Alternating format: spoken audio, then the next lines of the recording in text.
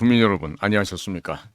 오늘부터는요, 제가 1997년 2월 달부터 황장엽, 김덕홍 두 분이 북한을 탈출해서 중국과 제3국을 경유해서 한국에 들어오기까지 그 황장엽 사건에 대한 소위 말하는 황장엽 북한 국제비서 동지의 망명사건의 시작, 그리고 결말, 그 역사적 배경과 그 함의성, 중요성, 이런 부분에 대해서 말씀을 드리겠습니다. 간단한 자기소개를 부탁드립니다. 첫 번째로 저의 간단한 소개를 하자면요. 저는 대학은 관악구 신림동에 위치하고 있는 당시에는 국립서울대학이었습니다. 지금은 그냥 법인 서울대학이지만 서울대학의 중어중문학을 학사를 취득을 했고요. 이후에는 우리나라 교육기관 중에서 가장 혹독하다고 하는 외국어 대학교에 있는 동시통역대학원에서 한국어, 중국어의 순차통역, 동시통역, 그리고 번역사까지 해서 전부 석사 학위를 받았습니다. 그리고 난 이후에 저는 제가 뜻한 바가 있었는데 그게 뭐냐면 대한민국 한반도의 평화를 지켜내기 위해서는 우선적으로 전쟁의 전범 김일성과 그의 아들 독재자 김정일 이 두 놈을 없애버려야만 대한민국의 평화가 정착될 수 있다라는 확고한 신념을 갖고 있었습니다. 이와 같은 저 개인의 신념을 바탕으로 해서 저는 조국 대한민국의 평화적인 피 흘림이 없는 그러한 비밀 공작 업무를 수행하기 위해서 젊은 나이에 국가정보기관이었던 당시 국가안전기획부의 정규과정, 공채과정으로서 입사를 하게 됩니다. 이후 저는 제 주 전공 분야였던 중국 지역을 담당을 했고요.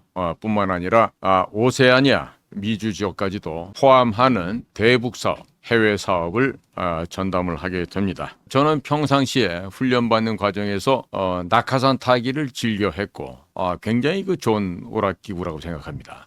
물론 그 낙하산 훈련을 못 받고 다리를 부러먹는 동료들도 있었고 국정원장을 했던 분들 중에서도 공수훈련을 못 받아갖고 다리 몽댕이를 부러뜨렸던 그런 겁쟁이들도 있긴 했었죠. 하지만 그런 훈련을 즐겁게 받고 특히나 제 전공은 사격입니다. 사격. 리볼버 권총부터 시작해서 뭐 MP5라든가 각종 동구 사회권에서 사용하고 있는 AK 시리즈, 체코제 시리즈 이런 총들을 비롯해서 여러 가지 총기를 다루면서 사격은 진짜 원도 한도 없이 다 해봤습니다. 그러던 저에게 1997년도는 지금 결혼한 지 불과 한 6개월밖에 안 된 상황이었는데 가정생활도 제대로 이루지 못하고 사랑하는 아내와 주말에 밥 한 끼 먹어보지도 못한 상태에서 저는 다시 가방을 싸고 황장엽 선생님을 구출하기 위한 그 특별한 명령을 받고 한국 땅을 떠나게 됩니다. 저는 공작관으로 케이스 오피서로 훈련받고 양성된 그런 요원이었습니다. 이 정도로 제 소개를 간단하게나마 마치도록 하겠습니다. 황장엽 망명 사건을 처음 들었을 때 사건의 중대성을 어떻게 인식하셨나요? 황장엽 망명 사건이 터지던 날이 그 과정에서 사실 저는 육감적으로 그 사건이 벌어지기 얼마 전부터는 모종의 제 본능적인 체감을 하고 있었습니다. 여러 가지 지금 기억나는 부분들이 있습니다만은 왜 그런 일이 나한테 조사를 하라고 요청이 들어올까? 왜 확인을 하라고 했을까? 그런데 당일날 황 선생과 김덕홍 선생이 망명을 해서 산리툰에 소재하고 있던 대한민국 영사관으로 진입했다는 소식이 외신 전파를 타고 막 급속도로 퍼져나가고 있을 때 그 순간에 궁금했던 퍼즐이 다 풀렸습니다. 퍼즐이 풀림과 동시에 제가 예수님은 아니지만 저에게 이번 일이 비껴가게 해 주십시오라고 간절하게 기도를 했습니다. 그러나 현실은 정반대로 저에게 모든 멍해가 양쪽에 떨어지게 됩니다. 그런데 이 당시에요. 1997년도 2월달 그쯤에는요. IMF가 오기 직전이지만 김영삼 정권의 실세인 김영삼의 작은 아들 김현철의 국정농단과 갖은 분야에서 국정 개입 부패, 부정, 조작, 불법 등이 횡행하여 더 이상 김영삼이 대통령의 권위나 명예를 지키기가 어려운 상황이었던 걸로 기억을 하고 있습니다. 때문에 순간적으로 저에게 닥친 이 어마어마한 변화는 바로 위기 상황에 빠져 있는 김영삼 정권을 구조하라는 마치 정말 야릇한 그러한 느낌이 들어갈 수밖에 없는 그런 상황에서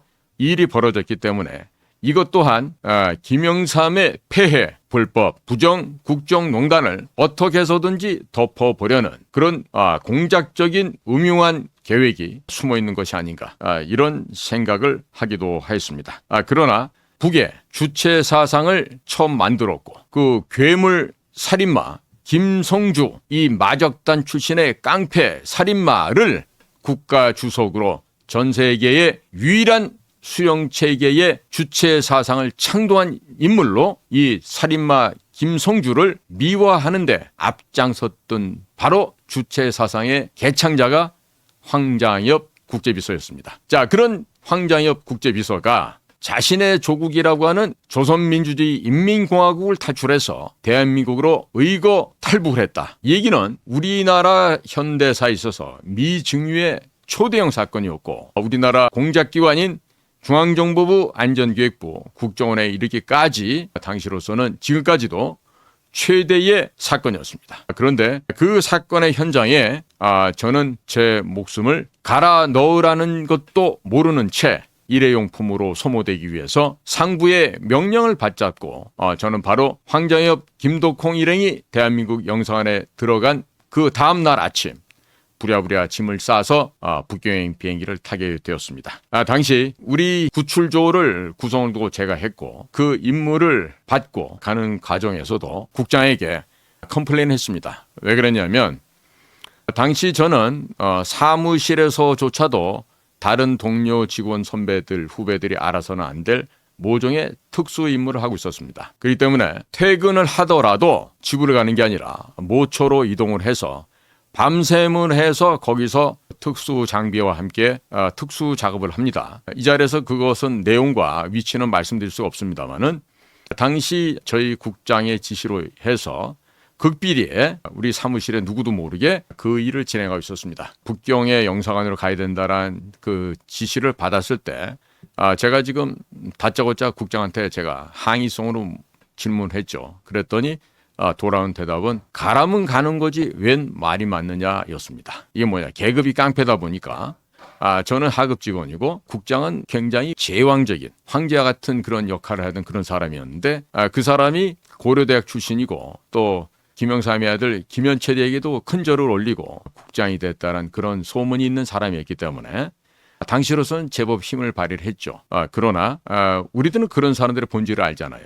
현장에 가면 겁 많아서 도망가는 그런 사람들인데 나중에 봤더니 본인이 황장엽이를 데리고 오는데 자기가 다 했다고 그러고 달렸다는 이야기를 듣고 우리 현장 요원들은 비웃음조차도 할 수 없는 그런 가소로운 소리에 다들 그냥 냉소적인 미소만 한 번씩 짓고 말았습니다. 이 사건은요, 제가 지금 모두에 말씀드린 것처럼 대한민국 역사상 최고위직의 북한 인물이 망명을 한 사건입니다. 그리고 그것도 다른 곳이 아닌 북쪽 아이들이 항미 원조라고 해서 미국에게 항거하고 조선을 도와주는 그런 혈맹 관계로 맺어진 중국 땅, 그것도 수도 북경에서 벌어졌던 일이었습니다. 일대 최대 사건이었습니다. 그렇기 때문에 그날 황장엽, 김덕홍 이 일행이 대한민국을 향해서 망명을 신청했다는 것은 대한민국의 비밀첩보 공작기관의 능력을 전 세계에 보여주는 한 사례가 되었고 또 북쪽으로 볼 때는 중국 측에게 뺨을 얻어맞는 듯한 그리고 적국 대한민국으로부터 아주 귀싸대기를 세게 얻어맞는 듯한 그런 느낌을 가질 수밖에 없는 매우 정치적인 함의가 큰 사건이었습니다. 자, 그래서 이 사건은요 굉장히 그 단편적으로 어느 한 면만 봐서는 안 됩니다. 굉장히 복잡다기하고 아주 다양한 그런 면을 갖고 있기 때문에 우리가 이 황장엽 사건에 대해서 이야기를 하기 위해서는 보다도 실체적 진실에 접근을 하기 위한 그런 진지한 노력과 그런 태도가 필요하다. 이런 말씀을 시작부터 드리게 됩니다.